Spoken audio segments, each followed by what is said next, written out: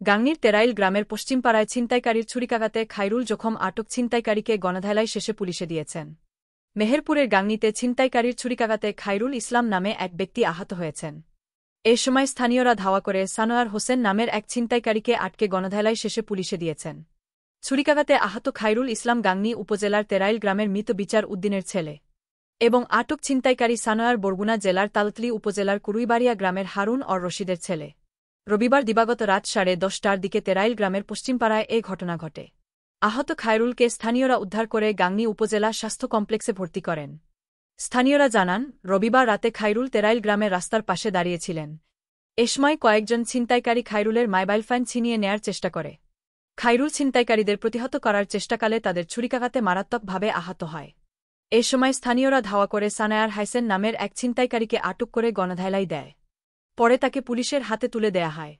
গাংনী থানার officer in charge OC বানি ইসরাইল জানান, স্থানীয়দের দেয়া খবর পেয়ে বামন্দি ক্যাম্প পুলিশের একটি দল ঘটনাস্থলে গিয়ে সানোয়ার হোসেনকে আটক করে থানায় নিয়ে এসেছে। মুজিবনগর খবরে নিউজ এর জন্য যোগাযোগ করুন। আশফারুল হাসান সুমন, উপদেষ্টা সম্পাদক, মোবাইল 017222266006। শাহিদুজ্জামান রিপন, যুগ্মবার্তা সম্পাদক, মোবাইল 017230043000।